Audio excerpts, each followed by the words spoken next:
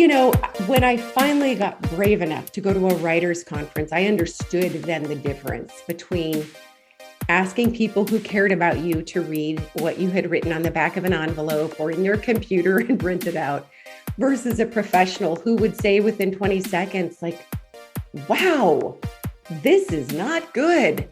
You really need to keep reworking this. And that's what I found that really helped not only give me calluses and scar tissue, but really prepared me for the writer's journey is having honest feedback from somebody who didn't have skin in the game to just shine me on. And, from there, I developed a critique group and started going to classes and trying. It helped. Welcome to the Stark Reflections on Writing and Publishing podcast. There has never been a better time for writers. More information, options, and opportunities are available to you, but navigating these requires insight. Join Mark Leslie Lefebvre as he draws upon more than a quarter century of experience as a writer, a bookseller, and a trusted book industry consultant to explore and reflect on the writing and publishing landscape to help you make informed choices on your writer journey.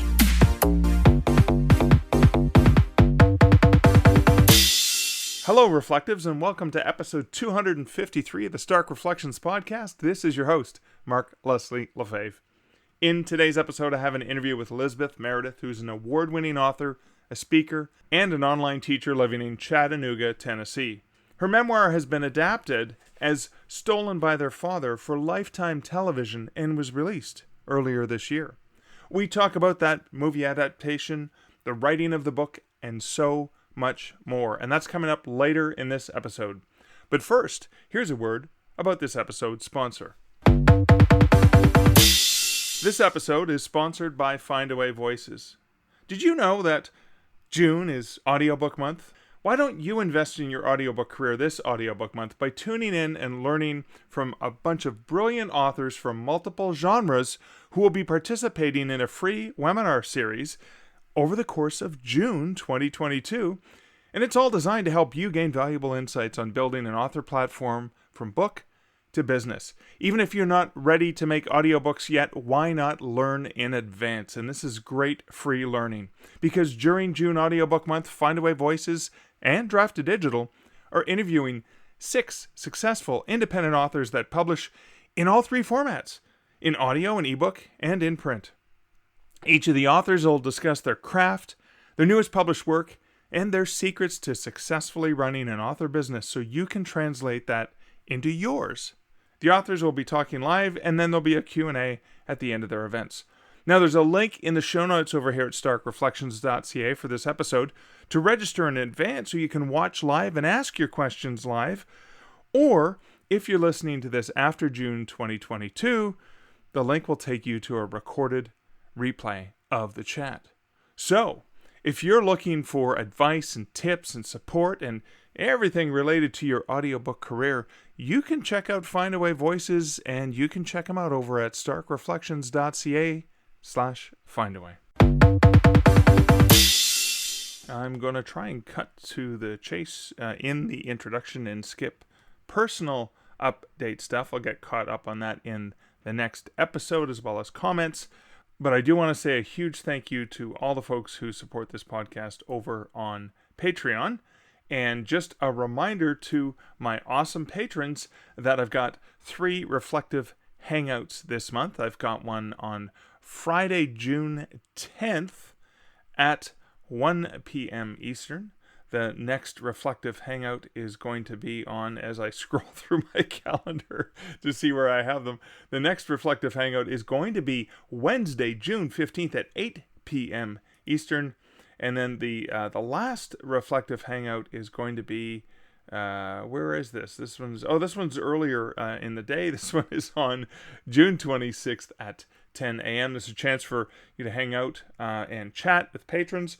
And of course, audio from those 3 will be amalgamated into a special episode of the podcast, with a huge thanks in advance to my awesome patrons for the conversation and the chat.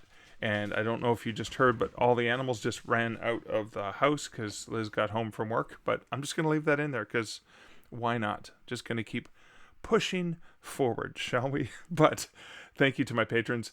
Also, speaking of patrons, I wanted to say a huge shout out and a congratulations to Holger Nils Pohl, who is one of the patrons of the Stark Reflections podcast, and he just launched a Kickstarter earlier this week. I am recording this on Thursday, June 9th, and I believe it was within 24 hours that Holger actually achieved his Kickstarter goal. It is for an awesome looking book that I remember talking to him about called Creating Clarity, a book to transform your work. It's a great book that has amazing visuals, and I've already gotten in to support it because I really want to get access to this book. But also, surprise, surprise, for you awesome patrons, is I'm buying a second copy of the book specifically to give out randomly to one of my patrons. The way I always do this is if you're a patron at the $1 a month level, you'll be put in for an automatic chance to win a copy that I will mail to you. If you're at level 2, you'll get 3 tickets or 3 chances to win. And if you're at level 3, you'll get 5 chances to win. And that is just as a special thank you for you awesome patrons. And of course, you can hear the dogs barking in the background. So now I am going to stop this clip and probably go feed them. That's what they want. So yeah, the dogs want to be fed. I want to feed you with information. So I'm just going to run a sounder now. Okay, the dogs have been fed. The cats have been fed. Now it's time to feed you, dear listener, with a fantastic interview with Lizbeth Meredith. And that's coming up right now. Lizbeth, welcome to the Stark Reflections podcast. Thank you so much for having me. I'm really excited to be here. Well, I want to first talk about how you got into writing, maybe even the inspiration behind your first book, why you wanted to write it, why you wanted to get that published. Sure, I'd love to. Even as a little kid, I hoped that I would be a writer. I lived in kind of a dramatic family situation with lots of chaos. And I used to sit on the swing set when I was a kid outside and just write tragic poetry. In the poems, I always died, and the family was always feeling guilty for how badly they treated me. And the fact of the matter was they weren't all treating me badly all the time, but I was just very melodramatic, interested in poetry.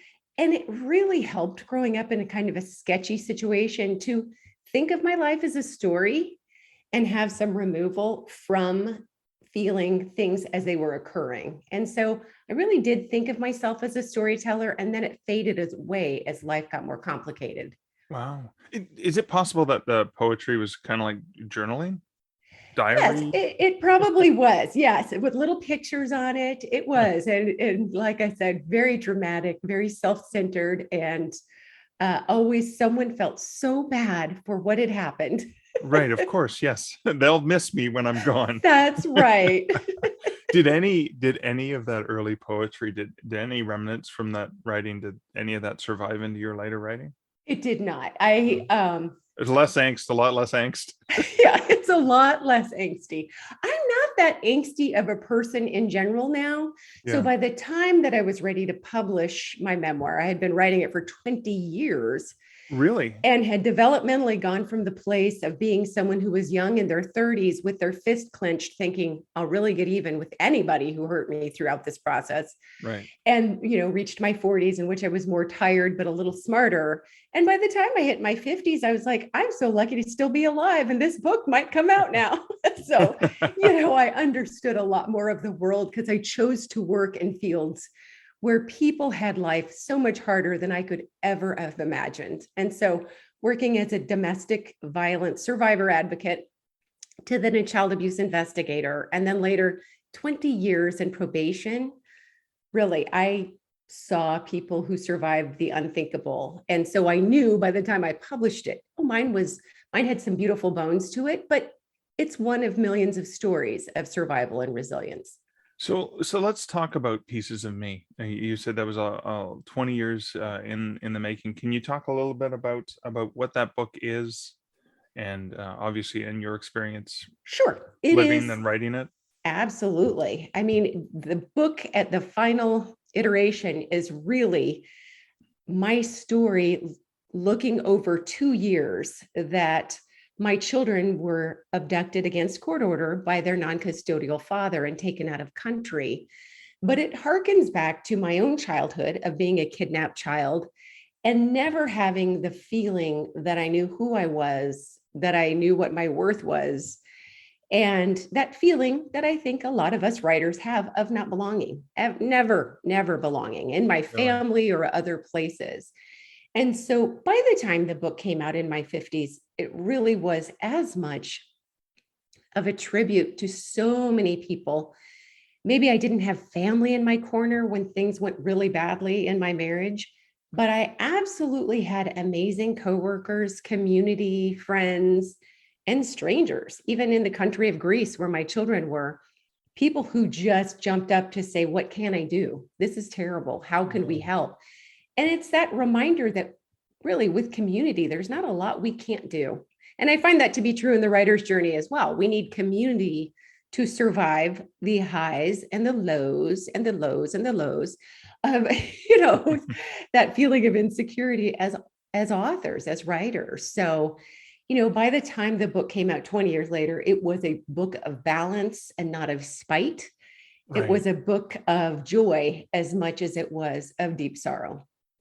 So when you in the actual process of writing, I know you had community support through the stuff you were living through, but was there support as a writer who wanted to share this story?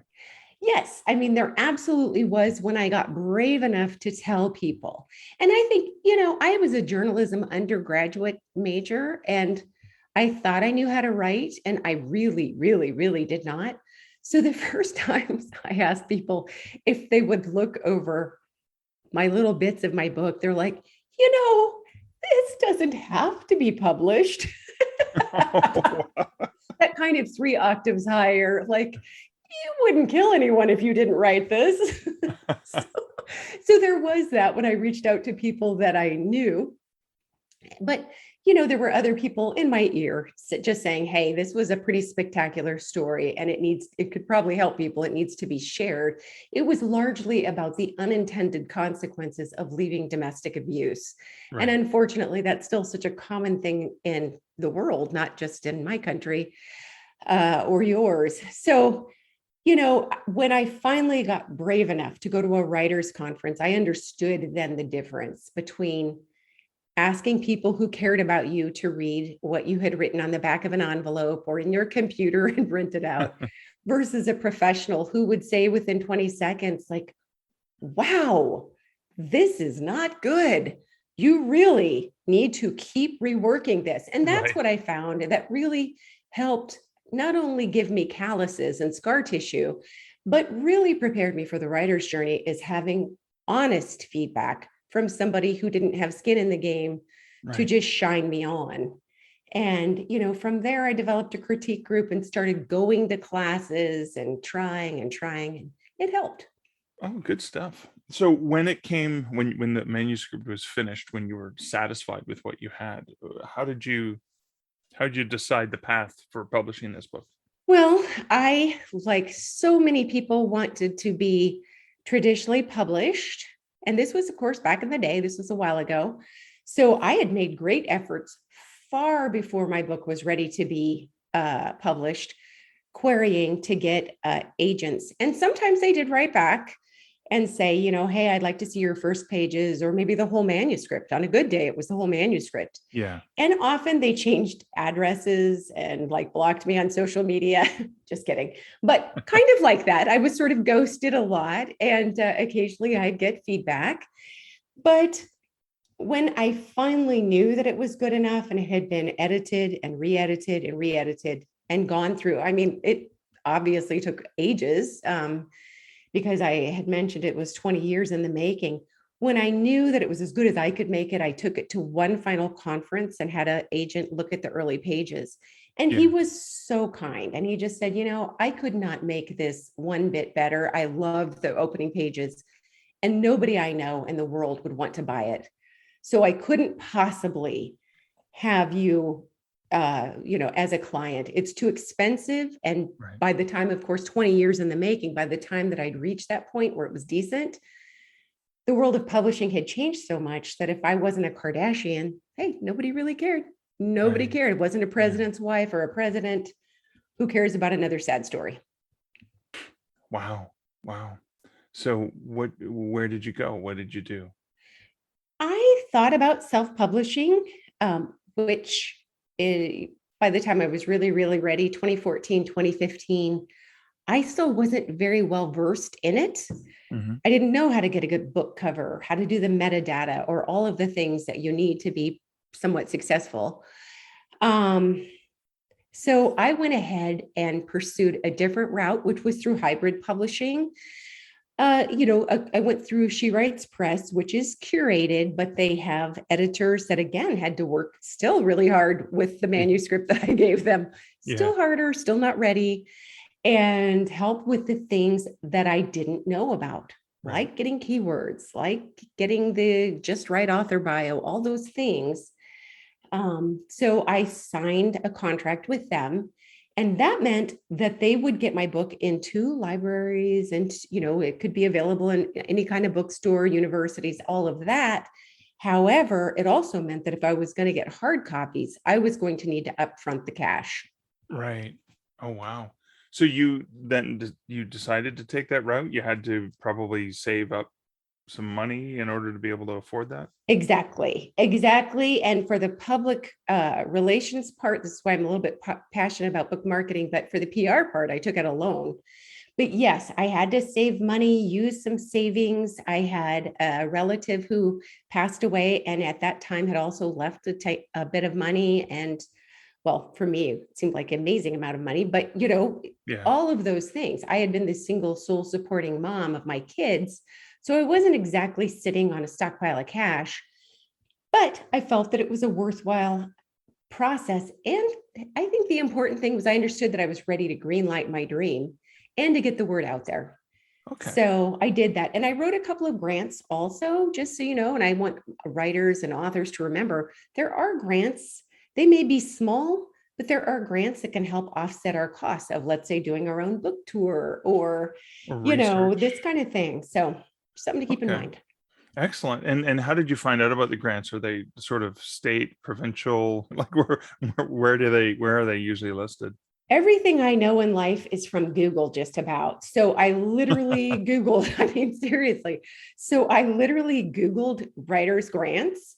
Of course, there are magazines like Poets and Writers Digest. And in the back of those things, they'll usually have a section. Okay. I belonged to and volunteered with the Alaska Writers Guild. So I was in the know that way. Okay. And so I really paid attention to that. And some grants I applied for clearly did not get, but then I got some that help offset the cost. So that's encouraging.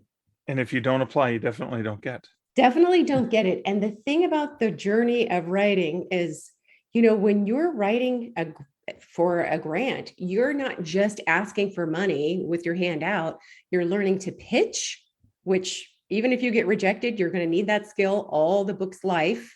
Right. And you're getting some allies in your corner, because if you get a grant, you have a team of people who sit with you, who want you to succeed because they need bragging rights to get more money to administer more grants. So that's something to think about. Wow, cool. That's great. Thank you for sharing that. That reminds authors there's other supports that exist out there. So 2016, fall of 2016, Pieces of Me was published. Yes. And it was published in ebook, print, audio. Just at first, ebook and print. I think now they have a more easy audiobook system with She Writes Press. But for me, I was able to get an independent publishing company interested in doing the audiobook and found somebody. That was a separate deal. Yes, I was very fortunate. Work?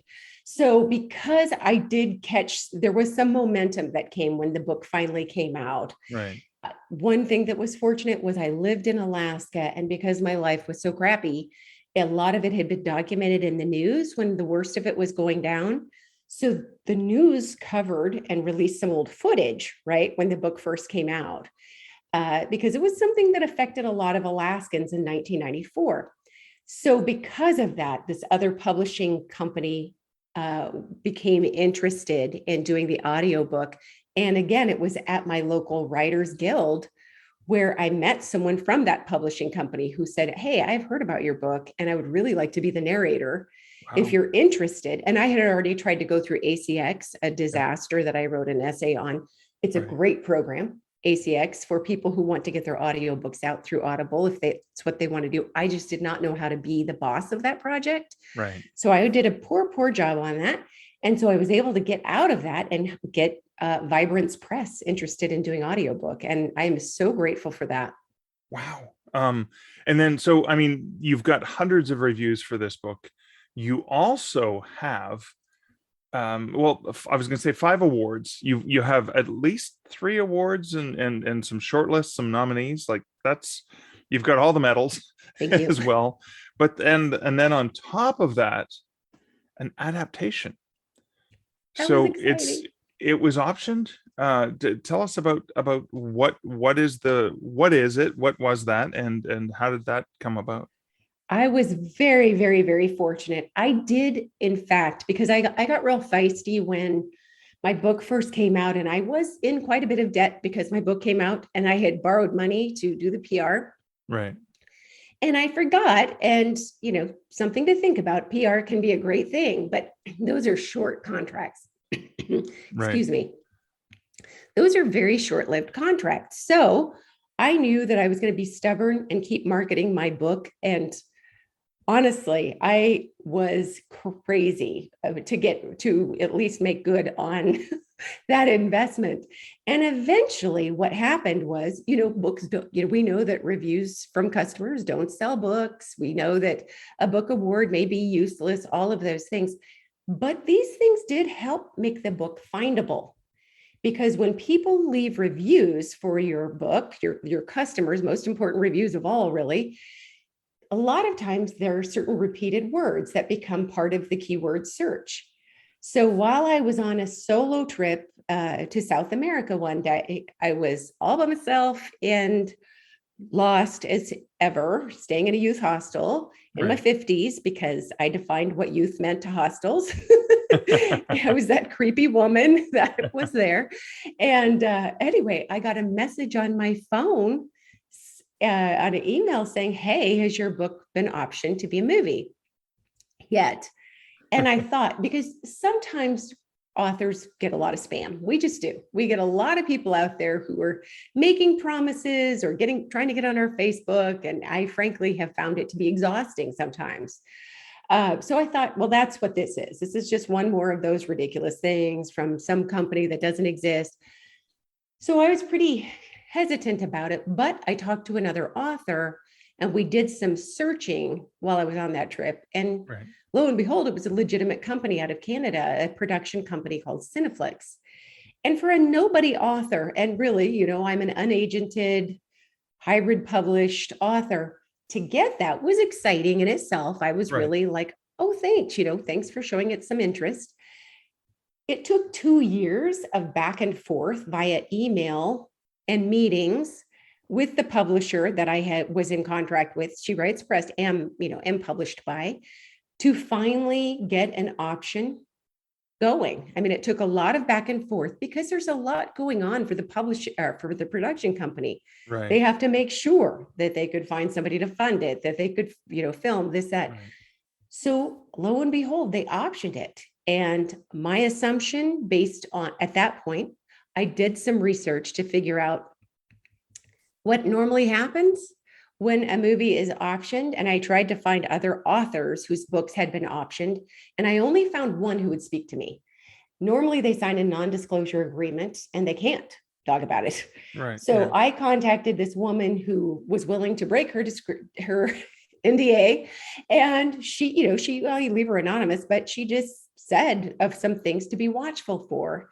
And sure enough, I was very, very lucky because I assumed the option was just what authors could be grateful for, which is a little bit of free money Somebody came and rented my story for a discrete amount of time, and they paid the publisher money. And then the publisher and I, because it was hybrid published, we split it in half. But that was still more than I was normally getting, right? That was something. That was something better than nothing. And I will be darned, at the end of that year of optioning, they optioned it a second time. Right. I had some contact with the producer, and he was always so lovely and such a good listener, and a script writer who was just amazing, all of them out of Canada. And then, I thought, well, that's encouraging. And then the pandemic came, and I thought, there we go. All done. But wasn't I lucky as an author who is a nobody to be, somebody to notice their book? And sure enough, it went into production, and they managed, because I know Canadians took the pandemic super seriously and did a great job with it. They were able to film this movie in Greece, where the location, a lot of the drama happened, and in Canada. And I will be darned, it happened. It was so exciting, and I'm so very grateful. So the film is out now? It is out.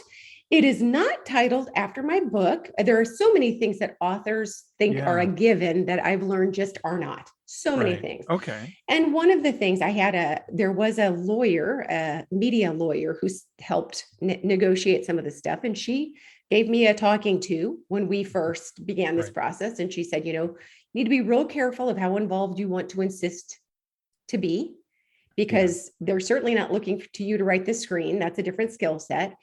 And if you throw your weight around too much, they can easily get out of this it's going to be nothing for them not to renew.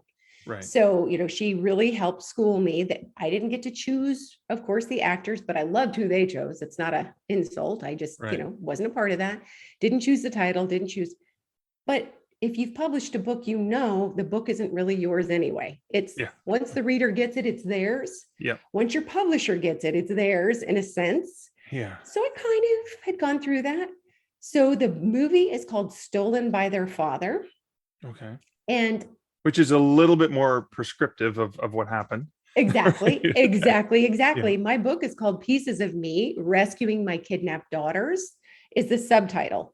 And they chose Stolen by Their Father. They had chosen a different title, and the week before the movie came out, Lifetime Television changed it. And really? So all the work and all the marketing and I can only imagine the paperwork and everything, right?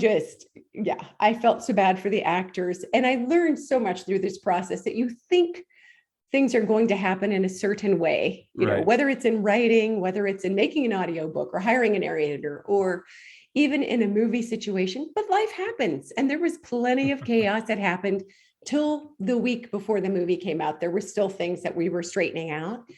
I couldn't have asked for a better group of people to work with. I loved the Cineflex people, the screenwriter. Absolutely adored the folks at Lifetime Television. And they happened to choose a date to premiere the movie where I had a long trip planned with my daughter for her college graduation and could not move it. And I was thrilled to not hear about it. I really, at this point, I was so sheepish about any of it being, I just wanted to get away from myself. And they chose a date that was just so momentous that they had no idea about. It was the anniversary of my leaving my former husband. And it's something that I always quietly celebrate every year. And it premiered on that day, just kind of happenstance. And I just think they did a pretty brilliant job with that. Wow. So how much involvement did you have in the process, or was it when you first saw it screened, was it like a complete, wow, I haven't seen you haven't read any snippets of script or any of that stuff? No, they were so good to me. So had the pandemic not occurred, I would have been on set for at least a couple of days. They made that clear. But because they were not obligated to include me at all. So I just need to make that clear. Like a nice thing to add. Correct. But I had the original producer was the best listener and somebody who really cared. He kind of memorized the book. I mean, he literally read it a few times. And so by the time it came to find a screenwriter, he just chose the exact right person. They both cared that it was something I would feel proud of. Right. And so we started with a series of conversations over, and it would be over months. Sometimes I'd go a few months and not hear from them, maybe several months. And then it would be suddenly like, hey, can you meet for a Zoom call? Or, could I ask you this question? Right. But they were amazing listeners. And so they would ask, what are the things you would be most fearful of? What is it that you wouldn't want to see in this movie? I told them straight up, I do not like tragedy. Pornography, in a sense, is what it feels like sometimes when you watch a dramatized movie. They can be awful. They listened to that. They gave a fair and balanced account of how amazing Greece is. It wasn't, oh, this poor mother and everything bad happened to her and she was the victim and always so good. They gave, I thought, they did a good job of showing amazing people who, were it not for them, I wouldn't be reunited with my children. Right. So then they let me read 2 iterations of this script, make some comments. Not all of them got adopted by Lifetime, but they listened, and the really important ones were there. Oh, good. And so they forgot to send me the version of the movie until to watch it until I think after, maybe it was just before the movie premiered, that I saw at least a version of it. But that was delightful, delightful. I helped promote on Access Hollywood and on a show on arts and entertainment. And my kids were interviewed. They are now in their 30s, so they're not really kids. Yeah. But it was just I just couldn't have asked for more. They didn't have to do that. They did not have to include me in these things. They chose to. And it was a very respectful process. Oh, that's good. And I suspect if they had gotten any inclination that you were going to be a prima donna, pain in the butt, any of those things, Right. they would have just went, yeah, we don't need to do everything. We've signed everything. We're just going to make our movie and see you later. Sayonara. Done and done. As an author, you just don't get to choose some of those things. Now, there are people who learn the fine art of being a screenwriter, and I may do that someday if I had spare time, but I don't have that skill set. Right. And Yeah, I of was course. so satisfied with what they did. And the things they omitted that were important in my book, they told me that they had to omit it and why. Right. And again, that's wonderful. I wasn't sitting up wondering why this character disappeared or why there was Right. nothing about Turkey and the country of Turkey or, all of those things. I just could not have been more fortunate. Oh, good stuff. Good stuff. So that's that. You've done other writing Yes. beyond that. So what was it like getting into the new projects, and what were some of the new projects that you've worked on?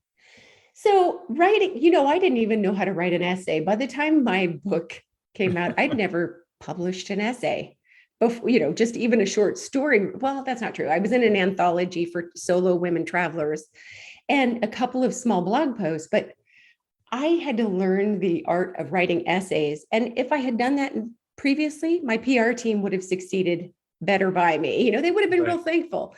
But, I learned to write essays and published some of those, started a book and finished a draft of the book. Actually, I think by the time the book, my memoir was published, but put that away because I really did just focus on getting ready to market like no one's business to get my investment back. So that one has been very hard because it's a novel, but there are bits of truth in it. Some of it's just straight up exactly what happened, and most of it is not. But it's my actual spin on being a midlife woman dating after a certain period of time. And so I have that, and I would like to say it's in, final draft, but I will say that it's ready to be looked at again by the editor. Okay. And then yet again. And I'm not a fast writer, and I don't really wrestle with that at this time. I'm so excited because I'm going to go to 20 books to 50K in the fall, and I hopefully will meet you there. But there are a lot of fast writers, and I admire them. I'm not one of them. Right. But I want to learn to write faster. Like if I could get a book out a year by the time I'm 60 in a couple of years, if I learn the art of getting a book out a year, I'll be patting myself on the back for that. I have written a smaller handbook, and that's for women I work with who I do some coaching with, more on midlife women, but pivoting after relationship anxiety.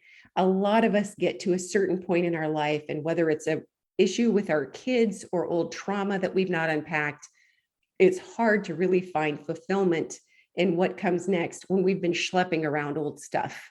Right. And so this is kind of a toolkit of how to work through some of that. And it's just, I'd say about 150 pages at most. Okay. And that one's When Push Comes to Shove?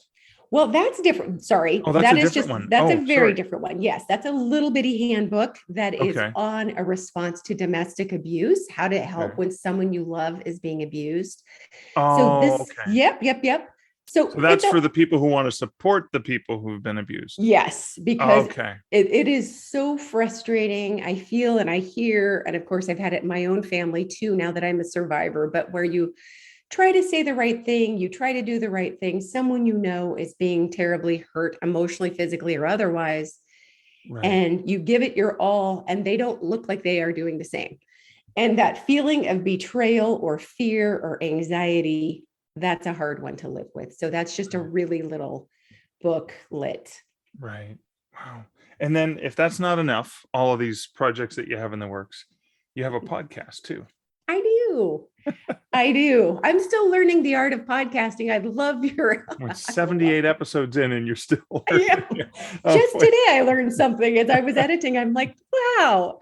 So Persistence You with Lizbeth. That's let's right. talk And about you that as podcast. in university. I adore it because I think when I was going through my mess with my children missing and not family in the nearby atmosphere to help, and not the kind of family that had influence or money, I really relied on community that we used to have in the world before social media, before people started screaming at each other from the echo chamber and then unliking, unfollowing. And so when the pandemic came, and I really think about the fact that if my kids were missing today, I'd throw up a GoFundMe, a couple of people might share it, and other people would give reasons on social media as to why I probably lost my kids in the first place. Right. I really want to harken back to honoring people who understand the importance of community and that it's not influence or wealth or other things, but survivors and strivers all get to where they are through community, and writers. I think one thing that's helped me in book marketing is the crisis I went through before, same skill set to work with foreign governments as to work with a whole bunch of systems. And it really is strange, but it helps. You get a thick skin. Yeah, and you're navigating all the different red tape elements that are different. Exactly. Yeah, in different countries, different platforms. And it's weepable, I mean, there are always going to be things that come at us. When when the movie came out about my book, that was based on my book, I should say, we had run out of hard copies of my book. And so it was the one time in an author's life, if we tell ourselves like, oh, if only my book became a movie, then this thing would happen. And it was like, oh, not even that. Nope. Wah, wah. And it's been a great lesson having the podcast and talking to other people that in life, there is no one thing. There just isn't. But community and the shared experience and being able to find what connects us, because it should be obvious what may divide us anymore. And that's why I started Persistence You with Lizbeth. So Persistence, you made that the title of that. The universal element of persistence. I know authors can obviously relate to it, but when you talk about that, even in the description for the podcast, you say Persistent You podcast shares stories from guests each week that inform and inspire, whether it's publishing a first book after 70 or slowly re-entering life after a crushing setback. They'll tell who and what helped, because big goals and obstacles are no match for grit and, as you said, good community. Yeah, thank you. So that was obviously when you were creating the podcast, was that persistence? Was that like just a thing that was foremost in your mind? It was Persistence You as in university. And the funny thing is, even when I teach courses online, that's under Persistence You courses. And I didn't think of branding. I'm not that fancy. So I didn't even think about the word branding or logos. I wish I were better at that, and I'll get there. But that for me has really stuck. And then, how you have people in your podcast community and you give them names. It was natural. Persisters is a very natural name for, awesome. for sisters and brothers. Oh my God, poor sisters and brothers.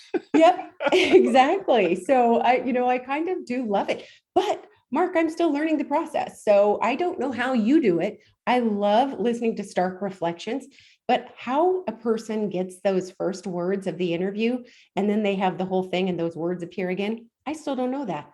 I'm still learning about tags and seasons. But I find in life, for me, it's better to jump in and do something the best you can sometimes than to continually take class after class after class and then figure it out. I talked myself out of podcasting if I waited to be any good at it. Yeah, sometimes there's just the actual getting your hands in the dirt and Yes, playing with it, and then exactly. understanding and making mistakes, and Right. then really understanding it rather than conceptualizing it from a classroom Right. far away. Exactly. Yeah, Exactly right. exactly. So at this part in your author journey and your creator journey and your inspirer, your persister journey, what's something that you would want the younger Lizbeth who had wanted to write, had wanted to share stories? What's something that you would want them to know? I would say for the younger me and the newer authors, and certainly people going through hard stuff as they're writing, which probably is all of us, in various shades or another, to give ourselves, I would say give yourself grace. And yes, it would be terrific if we could all wake up at 5 a.m. and carve out an hour for ourselves and just write and do that 5 days a week or every day of the week or 4 hours a day. Whatever it is wonderful if you can. But if you can't, it's not something to feel ashamed about. And it's not something to let it get to you and to give it up. I did some of my scene writing for my memoir, some of the stuff that did make it into the memoir on the backs of bills as I was waiting for my kids in their soccer games. And then sometimes I paid that bill and there went the scene. Whoever collected the bill was probably like, wow, I hope she writes a book one day. Or I bet she's crying at home right now. Oh, wow. I learned to write the book, but I didn't learn that you could cut and paste. I didn't know how to cut and paste, even throughout graduate school. So just giving yourself grace to be a beginner, to do what you can, but also giving yourself permission to see it through. As things improve, spend more time. As your life changes, invest in yourself. And don't do a crappy draft and then just hang up your shingle and publish that book if you can avoid it. Get the beta readers, do an exchange of, hey, I'll do copy editing if you'll do my book cover, just like you talked about in a recent episode. Do some of those things that maybe cut down the cost, but don't impede on the quality, and feel good about sharing and connecting your stories with others. Awesome. Well, Elizabeth, I really appreciate you sharing and connecting with your story for my listeners here. Can you please let my listeners know where they can find out more about you online? Yes, thank you. And Mark, it is such a joy to have been here today. I've been really excited about it. People can connect with me on my website, L.A. Meredith. My middle name is Anne, so that's why, lameredith.com, or at Persistence U Podcast with Lizbeth. U is the letter U is in university, wherever they're listening to their podcast. And I love to hear from them. And thank you so much for this. There's two things I wanted to comment on in regards to this interview. The first is Lizbeth's commitment to continually getting better, to constantly learning, recognizing the things she's able to do, the things she's not able to do, or the things she still has to learn, and then making intelligent business decisions towards that. So, for example, when she was first getting started, she decided to go with a hybrid publisher. Now, I just want to explain the term hybrid publisher because a lot of the publishers who use the term hybrid publishers, many of them, not all of them, but many of them are using it to try to confuse authors, to steer away from, it's really vanity publishing. You pay and we'll publish your book for you. You're basically fronting everything up front. Now, hybrid publishing is not necessarily a negative or bad thing.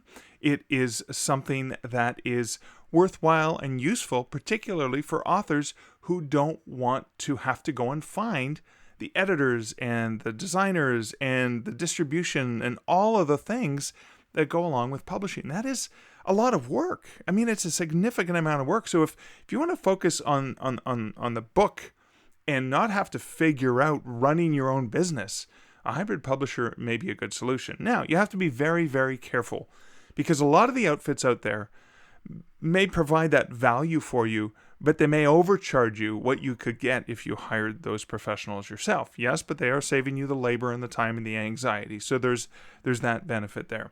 With certain hybrid publishers, and this is worth looking into if you're looking into one, some of them actually have, like traditional proper publishers who actually, where the money flows to the author, actually have distribution into bookstores, not just print-on-demand online distribution, which we can all have ourselves as self-published or indie authors, but actual distribution. And that may be worthwhile for some authors. So again, I'm not going to judge what authors decide, because what I love about what Lizbeth did at that point in her career is she said, okay, I'm focusing on making this a great manuscript, working with agents, working with editors, getting that done. But in terms of the logistics of publishing, she wanted to focus on other things and worked with somebody who had the expertise and the knowledge to help her. So that was a decision that she made. Now, she learned from that decision. It was a good decision at the time.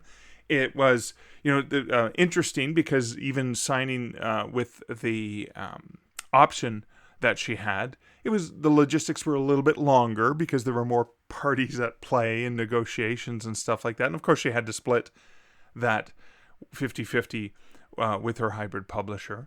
But she learned from that, and she's continuing to move on and try different things and learn different things and constantly paying attention. And that's something that's really, really valuable, is we're always learning, we're always growing, we're always building. And even, again, I do believe that there are a number of vanity presses out there who, very consciously fool and trick authors. I'm not saying this is the case with Lizbeth's publisher, because I don't even know who they are. But I do know that there are cases where it may make sense for an author to work with a publisher like that, because they can take care of all of those other logistics for you. Just like I believe that there are opportunities and options where authors may want to work with a traditional publisher because of the value that they bring.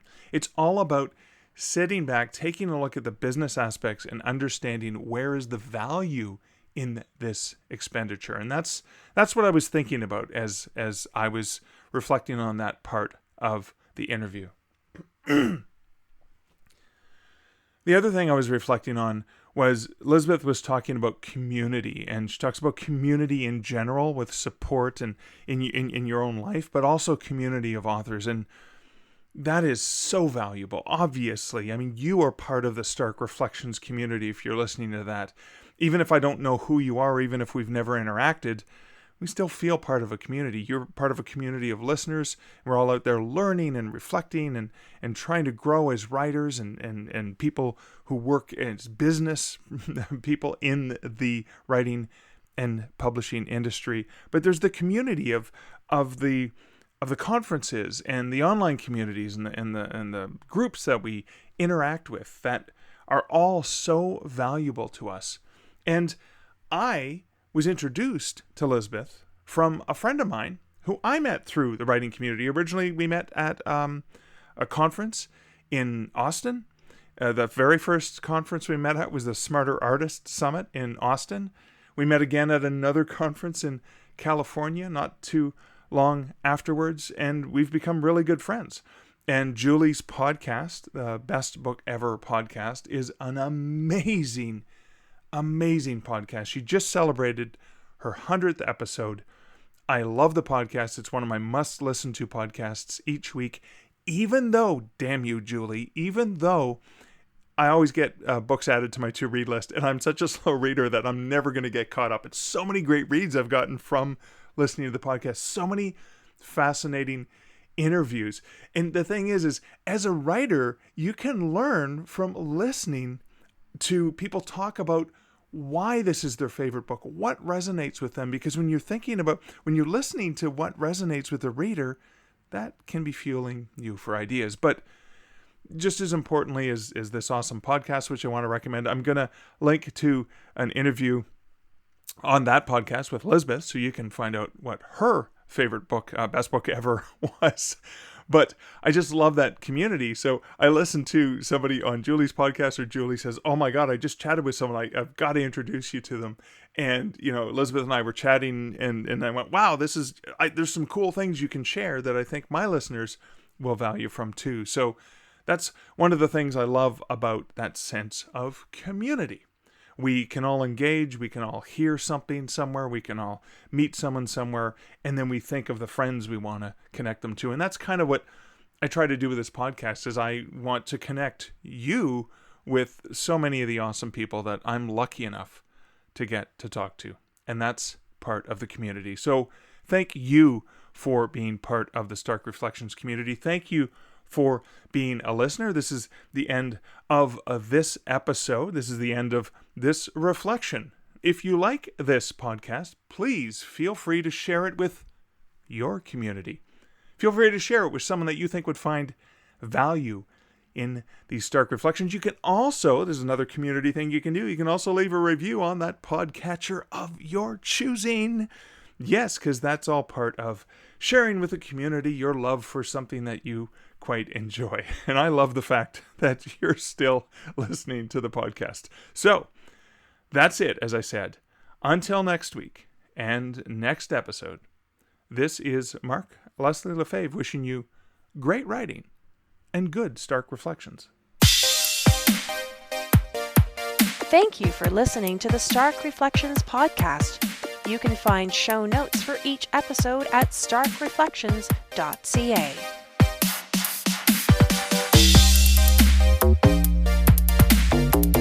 The music for this podcast, Laser Groove, was composed and produced by Kevin MacLeod. Check out more of Kevin's great music at incomptech.com.